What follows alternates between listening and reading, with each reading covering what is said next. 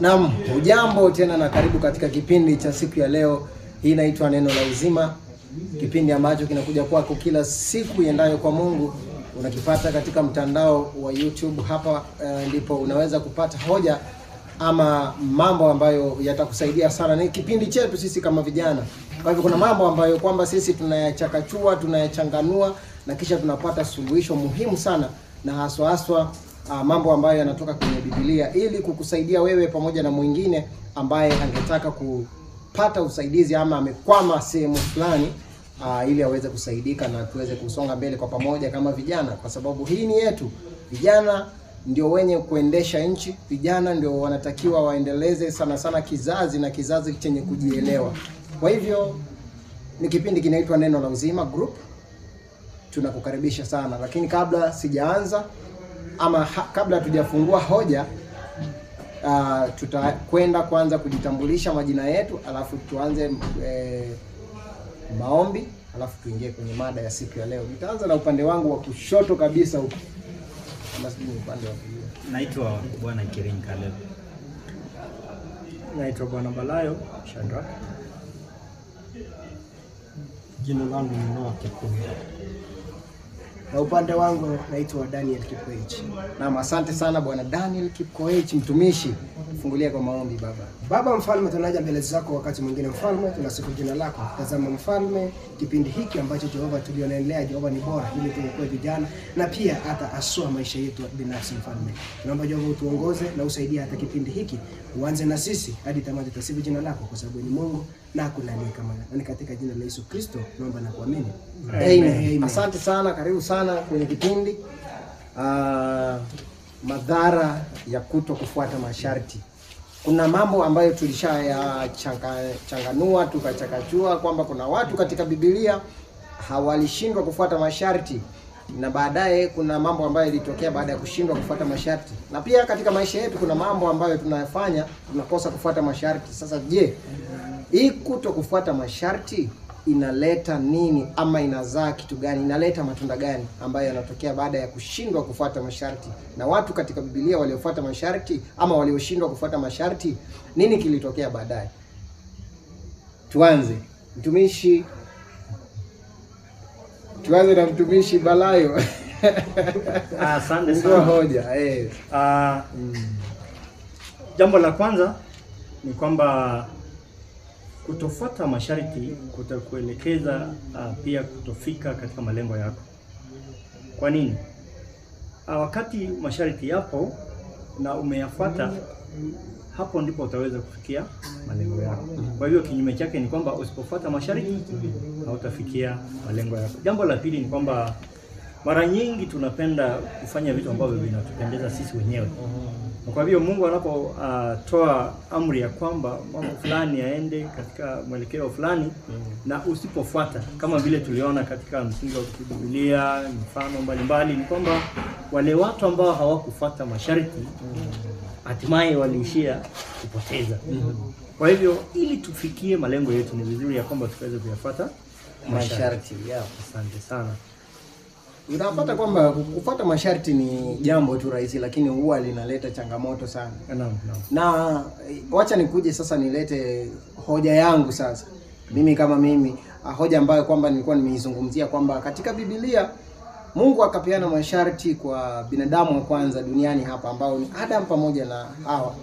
Akapeana masharti kwamba Hawa ama binadamu hawa wasiende katika lile shamba la Eden alafu wakakula matunda katika miti yote. Waliambiwa kuleni yote katika ili shamba la Eden, lakini unapata kwamba nao wakaenda wakashawishika na yule shetani vile alikuja kwa mfano wa nyoka akawashawishi. Na unaona kwamba wakafuata ule ushawishi wa shetani na wakalila lile tunda.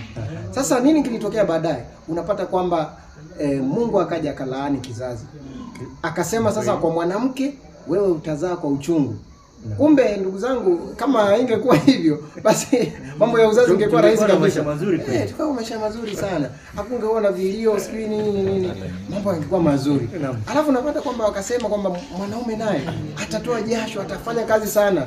Ndugu zangu, acha niwaambie, yani kama ingekuwa kama sio masharti kuvunjika, leo hatungekuwa hapa shule tunang'ana kwa asubuhi nini, hayo yote asingekuwepo.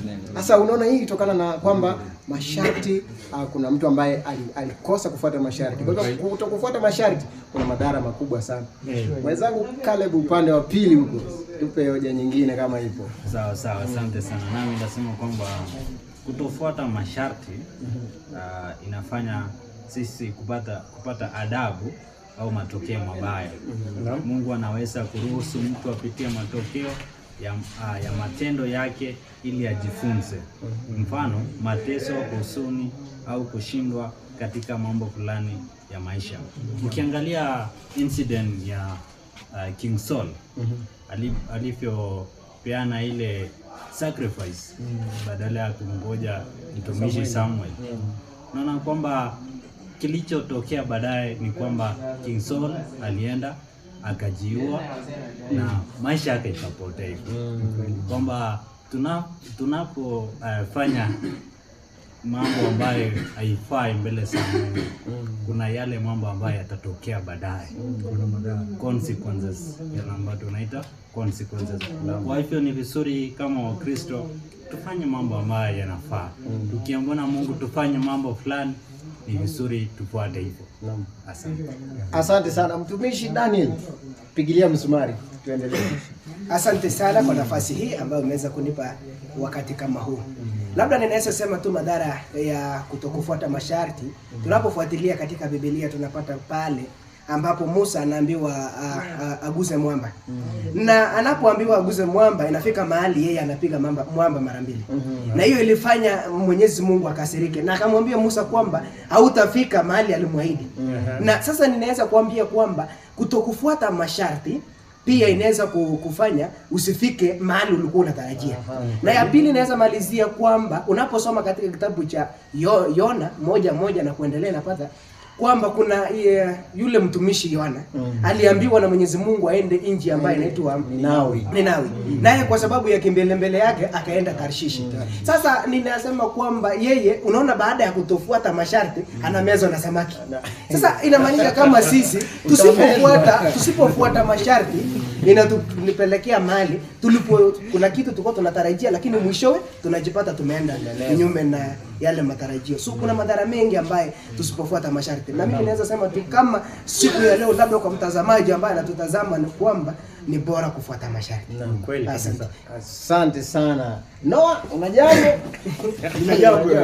Kisha ukifuatilia katika hiyo story ya Musa, utapata kwamba Musa hakufuata masharti. Mwisho akapata vitu inaitwa migogoro. Watu walianza kubishana tu, Musa ni mbaya, Musa amekaa sana, ikaleta migogoro. Sasa kwa hiyo migogoro watu wakaanza kukufa, kufanya nini? Haya, asante. Basi labda tu swali kwa siku ya leo tu, wanga ninapenda sana tukimalizianga kipindi unauliza swali.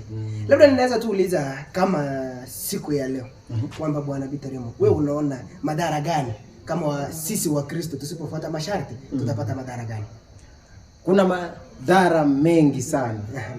Na kwa mfano, acha nitoe kwanza mfano karibu hapa. Toa mfano. Kwamba saa hizi unatakiwa uwe shuleni hapa unasoma. Ndivyo. Alafu wewe kosa kuja shule uone. Mtihani unakuja. Utaandika nini?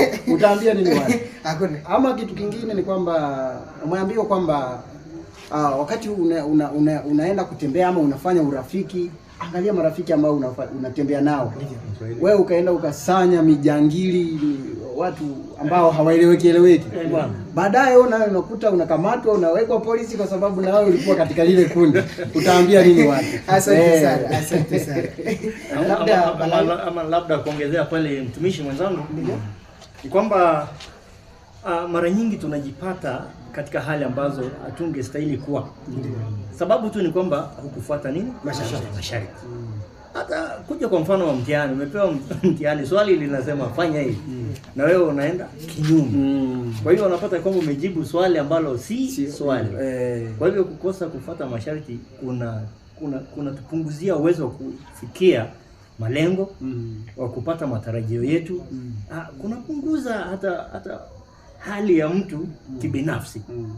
Bwana Balayo. Naam. Na ndio tumalizie kipindi ya leo ni kwamba Yes. Unaweza ni swali tu, mbona watu wanaona ni vigumu sana kufuata masharti? Kwa sababu kuna juzi tumekuja na bwana Biteremo mahali pale, tukaona mwanadada fulani anaruka kwa fence. Na nikamuuliza bwana Balayo nani Biteremo, mbona asipitie kwa mlango? Mbona anaruka mahali hapa? Ndio tukao tunachangia tukijiuliza, labda wewe unaweza ona mbona watu wanaona ni vigumu kufuata masharti?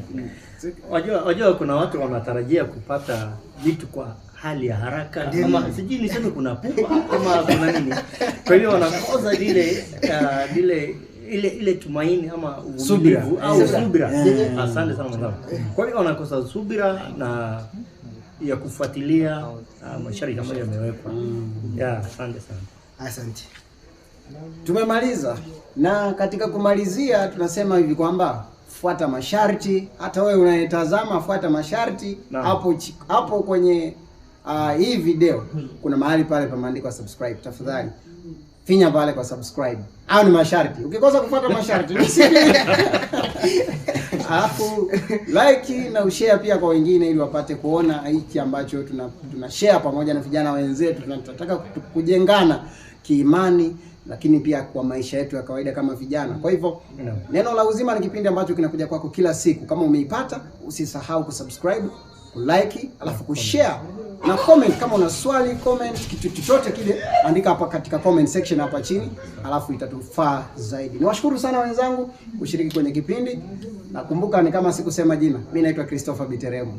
Asanteni sana. Lakini kabla ya kufunga sasa, acha tukamilishe kwa maombi. Na nitaomba mwenyewe leo, nitafunga kwa maombi mwenyewe. Haya, tuamini na tuombe.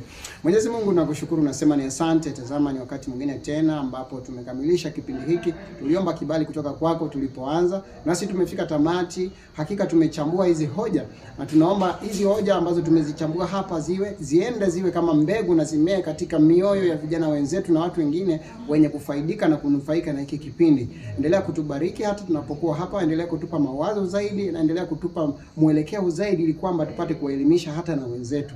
Ni katika jina la Yesu naomba hata na kuamini. Amen. Amen.